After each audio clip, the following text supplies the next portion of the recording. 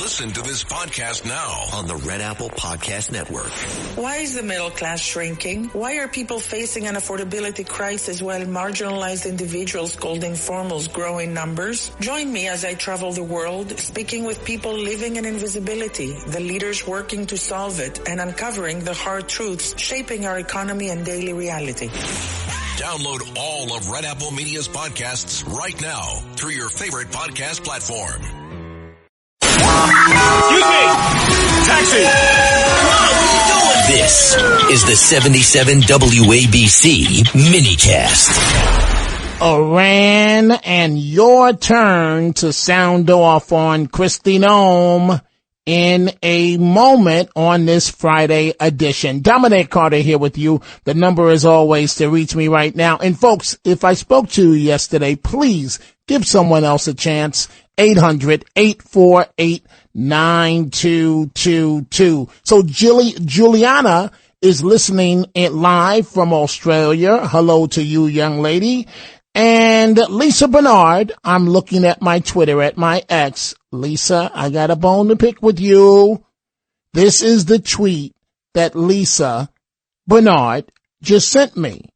Heads up, Dominic. The Bears come out of hibernation this week. Here's my first sighting in Connecticut. And she actually sent me a photo of a live bear.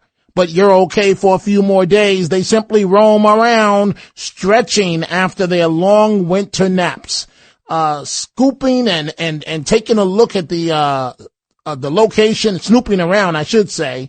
And it's going to be interesting. But Lisa, I'm only joking, but I didn't know that the bears are waking up. So now when I'm coming home in the middle of the night, step by step, I've got to be careful because I've walked up when there were like 3 bears fighting over food in the garbage. And so, who knows? 800-848-9222. What an exercise in courage. Have you seen the video? San Francisco's mayor, his security detail attacked. Mamdani, I hope you hear this. His security detail attacked and a cop left bleeding. You cannot make this up. Mayor Daniel Lurie, police security team attacked in a drug-plagued neighborhood. And these animals are so bold these days, they attacked the mayor's detail. Now, at first they listened to the mayor. They blocked his vehicle in. But then they start becoming belligerent with the mayor. So the security officer that's with the mayor stepped out, and next thing you know, he's tussling with one of these addicts. And the addict is getting the best of the police officer. And the officer falls back and hits his head on the ground. And guess what the mayor does? The mayor eases out of the picture. He doesn't assist. He eases out of the picture. Wow, an exercise in courage. I told you, folks. I hate to say I told you so, but I told you so as it relates to there was a reason why Team Mamdani kept his wife away from the media during the campaign. And I believe this is just the tip of the iceberg.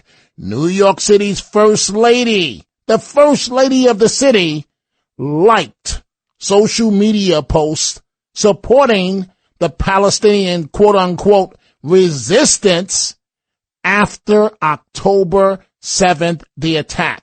And I can't think of anything more despicable than that. So the mayor's wife, the first lady, liked Instagram posts throwing support behind the Palestinian resistance in the immediate aftermath. So remember, you had, 1,200 people dead in Israel? And the lady that would go on to be the first lady of New York City was liking some of the posts from the people in Palestine. I can't think of anything more despicable. But they say birds of a feather flock together. So if she has these views, do you think the mayor is far off from that? We know that Daddy has these views. The one-time professor at Columbia University. And in another post, New York City's first lady liked about a protest the next day in which the caption read, are you ready for this? From the river to the sea, Palestine will be free. New York City's first lady liking a post like that. 800-848-9222. President Trump indicating he is not playing around when it comes to Iran. And I'm once again calling on all members of the Iranian Revolutionary Guard, the military and the police to lay down their arms. They're only going to be killed. And now is the time to stand up for the Iranian people and help take back your country. You're going to have a chance after all these years to take back your country. Accept immunity. We'll give you immunity. And we'll be giving you really the right side of history, because that's what it is. So you'll be perfectly safe with total immunity, or you'll face absolutely guaranteed death. And I don't want to see that. They don't want to see it either. We also urge Iranian diplomats around the world to request asylum and to help us. And so the president can't be any clearer than that. Either you come along in the process and side with America, or you're done. It's as simple as that. And that's the way it should be. That's called leadership on a world stage. It's not Biden stating don't and Kamala don't. What's your message to Iran? Don't. What exactly does that mean? 800-848-9222. Lieutenant General Kellogg says he's never seen this level of engagement before. Very much. Look, what this really tells me is something that I haven't seen in my generation on the rules of engagement. Is the president is going after everything. It's full, it's full speed ahead. They're taking out targets most of us hadn't thought about. There's a huge target list out there, and there's no restrictions. And the president's right about winning. There's no doubt in my mind that we're destroying every target we want to get to. And Brett just came on a minute ago, and he's probably the drone king of the world out there. And we're just using things that we hadn't used before and going after these targets, like the LUCAS system, which is a drone system that we reverse engineered from the Shahed 136. That's got basically a huge warhead on it that we're sending back to the Iranians. So we took their design, reverse engineered it, and sending it back. And we're going after their deeply buried bunkers.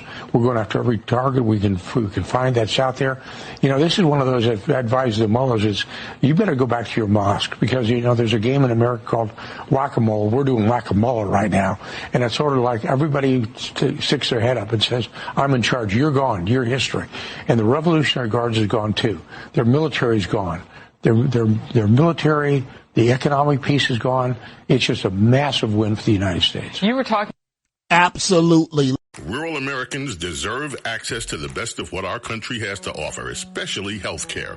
Across every state, every community, America's rural hospitals are the first line of defense, protecting our families, neighbors, and loved ones. No matter where you live, hospital care doesn't clock out. They're there 24 hours a day, 7 days a week, 365 days a year. Each year, America's over 5,000 hospitals care for millions of patients, providing 24/7 emergency care, delivering babies, cancer treatments, and other life-saving care that patients rely on. Behind every one of those patients are doctors, nurses, and caregivers working tirelessly to keep people healthy and safe. Hospitals are our community's lifelines. They employ our neighbors and keep our families healthy. But now, some in Congress are threatening access to care. Tell Congress, protect patient care to keep America strong. Don't cut rural health care.